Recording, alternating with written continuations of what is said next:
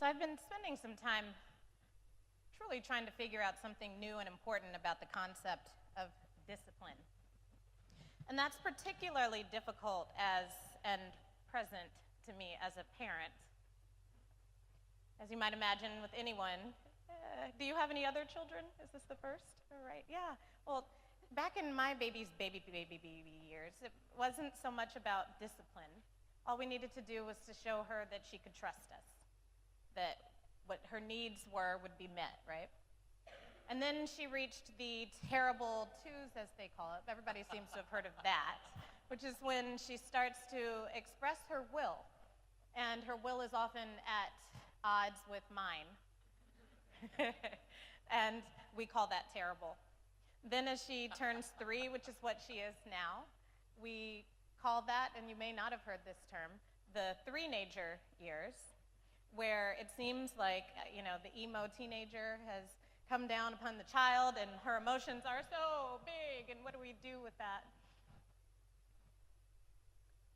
And just the other day, I think this was 3 weeks ago, just after church where she had done everything she was supposed to do, and you've seen my child, she's very cute, and there's a way to think that we have a perfect little family. My husband read in church, thank you, Patrick. That was very nice of him. And then we stand together and we just look like the perfect little family. And when she's behaving well, that works well for me in that silly little fiction. But usually by the time we leave, she's hungry. And that means behavior changes. So we're walking out of church 3 weeks ago. And she learned that her friends were not going to be coming over. And we made the mistake of sharing that news in the middle of Park Avenue. Not in the part where you're at the median, but now in the middle of the street. She learns this news and fell right out in the middle of the street. In the middle of Park Avenue, and the taxis are coming, and of course, I don't know if you've tried to cross Park, but it's a fast cross. You've really got to get across exactly when the light changes. So as she's laying down in the street, prostrate, right? I always get those words wrong. I'm right? Not prostate. Darrell's like, please, it's not. Thank you. Okay, prostrate in the street, screaming and crying and carrying on. I'm concerned about 2 things. One is her safety, of course, but as we sort of drag her to the sidewalk and she's screaming even more now because she didn't get to do what she wanted, now I'm concerned about being just generally embarrassed. Because on Park Avenue, children don't throw tantrums. You got to take them to Lex or 3rd Avenue. You don't do it on Park Avenue. Plus, this is right in front of my church. And this is the time in which people start to share opinions. So they didn't do it that day, but in other tantrums they have. Well, how could you let your child just scream like that? Back when we were parents, we didn't let children scream. We would show them who's boss. We'd carry them off, give them a good rap on the booty, and then get them back into the house so they could act up there, maybe not in front of everyone. And this sense of discipline seems to be shifting. Because as I tell my child to do something, I watch her starting to shake. I mean, honestly, just thinking, why are they trying to control me? And here's the thing. Because we are hearing stories quite a bit about things that we often have known or wondered about, where there are lots of people who try to control us and our bodies. And around the age of 3, we start to teach children how to be controlled, how to have their bodies controlled, how to have to submit unconditionally to authority and to leadership. What a lot of us are starting to realize is that may not be the lesson that we want to teach our children. Now, we do want them to understand not to throw their bodies out in the street, prostrate. But we want them to be safe, right? But safety may not mean unconditional submission to our will. And I wonder about this in the concept of discipline as we head into this penitential season. Because so many times we feel as if we just get our discipline right, if we just take the right steps, then we can get our blessing from God. We hear this in our text from Isaiah this morning. Oh, that you would tear open the heavens and down, O God, as if God is resting on this pillow in heaven, this heavy and thick pillow that needs just a big old knife to just split it open so that God could come down and give us the blessing that we've needed. And why? Why do the heavens sit, in Isaiah's thinking, above the earth? Well, he's saying it's turned into a den of iniquity. That we have done so much wickedness and so much wrong, it seems Isaiah is saying, that God's not showing up. That God has, as he says, turned his face from us. And that because we didn't have the discipline, or rather the people who Isaiah is preaching to, who are post-exilic Israel and Judah, because they didn't have this discipline, then God has turned God's face and hidden away. And the blessings won't come until they figure out how to follow God's laws again. And I wonder then, because as I read this passage for Isaiah, which we chose months ago, and you're going to find, watch this, all of the texts that we're going to hear over the next several weeks, and I hope you'll come back every week. Even if you're visiting, come back and worship with us, because every single one of these texts we picked about 9 months ago. We didn't know what the climate would be. These are just the Advent texts, and they're going to speak so clearly into our situation that we're going to feel like those words were written just for us. Oh, that you would tear open the heavens and come down, oh God, because this tax bill is attacking us in New York City. Specifically us. That's right. My taxes will significantly go up because why? I have student loan interest I pay. My tax loan bills will go up because I have significant New York State taxes and New York City taxes that I pay that I will no longer be able to deduct. I haven't even learned about the other sorts of expenses yet because I haven't been able to read the bill. Who has? But it is attacking our way of life. It is picking the people to bless and also picking the people to harm. I've been talking to graduate students who now all of a sudden, just because they're going to study, are going to have to pay taxes on the tuition help that they receive. No longer will all kinds of, this is actually attacking our entire way of life, folks. That is going to make it impossible for schools, which completely almost fund their basic teaching practices, almost completely fund those practices through graduate student labor, which has been an issue. But it is how it works. So I've been wondering, how do we ask God to tear open the heavens? Is it something where we just have to get it right? We have to act right? We have to follow the law right? We have to get all this right in order for God to show up? And it makes me wish that Isaiah were in conversation with Jesus. And here, I want to read you a word from my colleague, the Reverend Dr. Alicia Lola Jones, who's going to be in residence with us in a few weeks. Because here's what she said to reflect her call for God to tear open the heavens. We must take seriously what the elders are teaching us. They're telling us history is repeating itself, and there will be another worldwide slave trade, another Holocaust, another genocide. We're living in an oligarchy. Our voting rights are being contested. We're being financially crushed by our aspiration toward and pursuit of education. People are being taught to despise scholars and scholarship. Police are being used to enforce unjust laws. Too many murder us without punishment. Vigilantes kill us without retribution. Prison is Jim Crow. The entertainment industrial and sports industrial and education industrial complexes bind us. Our water is being poisoned. Powerful people are raping us. The rich are getting richer and gaining the world. Shabby healthcare and equally shabby health surround us. Countries are turning away foreigners. Many people have no livable wages or underemployed. We're being displaced from our homes. We're living in food deserts, and we're too ashamed and regulated to till the soil.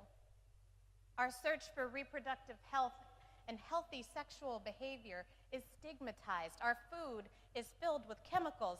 Lynching technology is growing and being enacted in multifaceted ways. Our people are shot in the back. Oh Lord, would you tear down the heavens and come down? We contend with soul murder through aggressions and feigned ignorance about injustice. We experience disenfranchisement in daily life.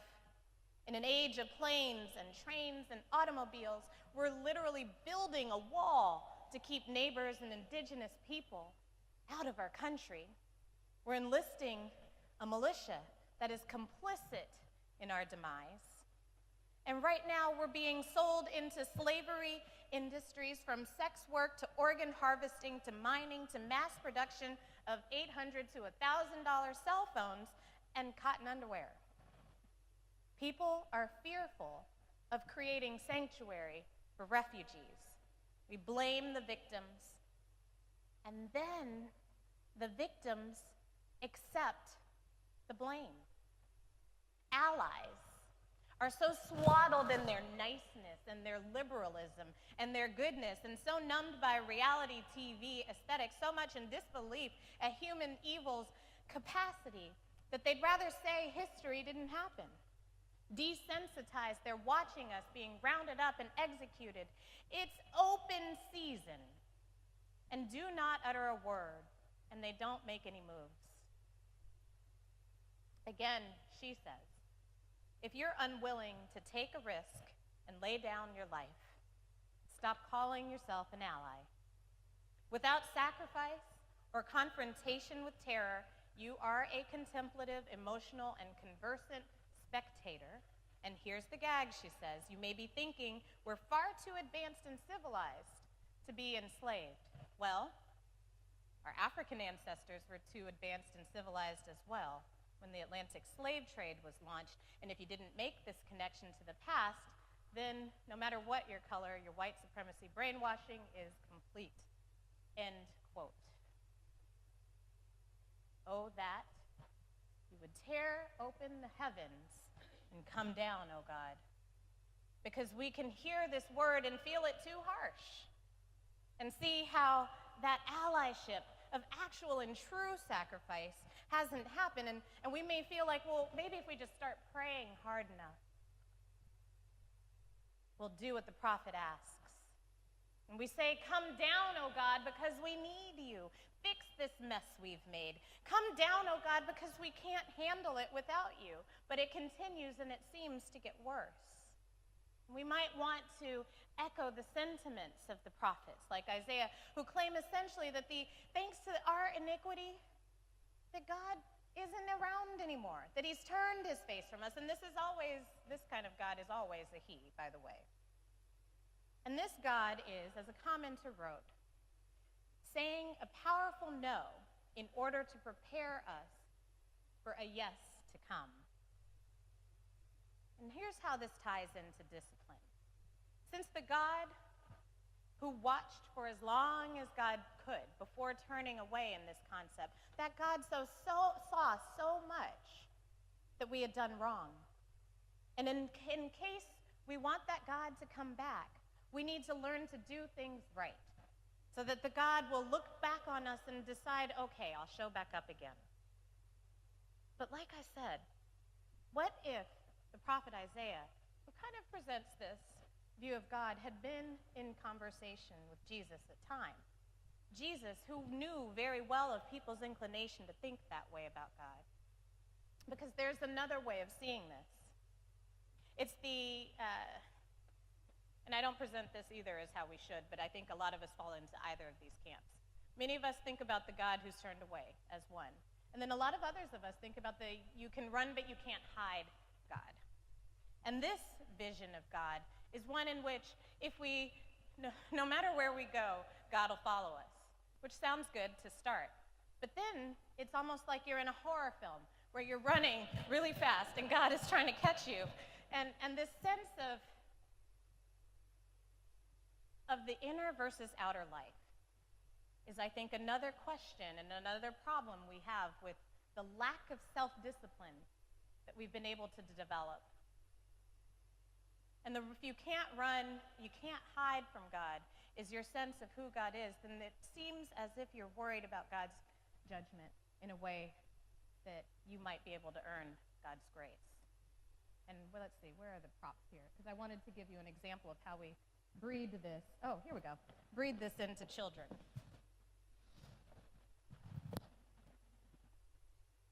Here we have two examples. Do you know who we have here? Okay, who's this? This is Santa. And do y'all know who this is? This is one of Santa's elves. And this elf in particular likes to sit on a shelf.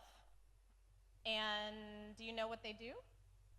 So this Santa is the one who watches everything, right? Santa looks along and watches little children. He's making his list. He's checking it twice, trying to find out who's naughty or nice, so you better not watch or shout. You better not pout. You better not cry. You better not do a darn thing that Mom and Daddy don't want, because then you don't get your goodies. So here's Santa. And then Santa works with his little surveillance elf, who literally, this is the idea with the surveillance elf. He sits on a shelf, and he watches over the little children, and he comes to report to Santa, and he says, Santa, the child did this today. No toys at Christmas. And then the elf goes back, and he sits back on the shelf, and the elf is mischievous. So he gets to come. Oh, this one, I won't even refer to it, because this may be a girl. We'll just use A. That's a more trans-friendly language. We're not sure here. A sits on the shelf and watches the children, and then decides and shares with the parents and Santa everything that the child has done, so that the child will be scared into behaving properly. And in this form of discipline, the surveillance elf and Santa teach children not so much to make the right choice, but to do it because they're too scared not to. No cookies, no goodies. Then the elf, of course, gets to come be in your home and be mischievous, get into all your stuff, and that's part of the whole story. But do you see how that can connect to a troublesome understanding of God? Because a lot of us get God and Santa confused anyway. God, the one who we pray to, if we can just get the prayers right, who's going to dole out goodies and bring us cookies and presents, or the blessings we've asked for. That God is Santa Claus as the panopticon. Yeah, let's pull out Foucault. Who's familiar with this argument? Okay, I'm going to share it with you. So what Foucault is basically saying is that the panopticon, okay, let me back up. Foucault's time, he's French sociologist, 19th century, and he's describing this shift in how discipline works. And in the old days, discipline and punishment were very bodily. Like you would be flogged publicly. You would be crucified. And that was one way of scaring people into submission and to the behavior you wanted. You had power. In the newer days, they shifted that to what he calls the panopticon. So you put, instead of physically harming people initially, though that would come too, they would put them in these reform camps, right, where there would be this tall surveillance tower and all kinds of ways of being able to watch the prisoners. And out of the fear that the guards would see what you did, then they felt that that would reform their behaviors and they'd figure out how to do better. And what Foucault basically argued was that the panopticon is changing everything in society, and it isn't actually working. Neither one works. The intense bodily harm and the surveillance lead not to making moral choices or deciding the right thing. What they lead to are people who are too scared into things to do them in public. Now I'm starting to go a little bit off of Foucault. And here's where we see, behind closed doors, that we don't know how to act. And this is where I'd love to come back to, in our sense of how we prepare ourselves in this Advent season. Because God was familiar enough with this practice of us fearing a God who would turn away from us, that he decided to come in a completely different form. He didn't come in this scary way with the angel's wings. You know, every time everybody saw an angel in the scriptures, they got terrified, right? So God decided for something different and sent Jesus to us in the form of a baby, of the most vulnerable creature you could have, one who does depend on that sense of needing to learn the trust of the parents and is completely relying on the community to build the child up. And this season of preparation is one in which we need, as Christians, to figure out how we can order ourselves to be ready to welcome that vulnerable child, to reorder our lives so that that sense of self-discipline is, as the social psychologists teach us, not one in which we're too scared not to act right, but one where we decide that the thing we really want is more important than the things that are right in front of us. And that's the road and the path that we need to explore. That we want a relationship with God. We want a relationship with God that expresses our gratitude for how incredible God is. We want our lives to reflect that relationship with God so that we're making the choices that do help people, that do confront injustice, that do show up, that aren't afraid or at least fear God more than we fear whatever would keep us from doing it. We believe that much in our relationship with God and the power God gives us through the power of God's grace, that we're willing to be completely changed. And if it feels like that's too big of a project, you're right, it is. And we don't have the power to do it ourselves. But we have a room full of people and an internet full of others who are praying with us. We have a God who is far more powerful than our wills or our self-discipline can be. We have a God who would go to every corner of the earth not to follow us, but to walk beside us and to love us through it all. And for all of this, we give thanks. In the name of Jesus, amen.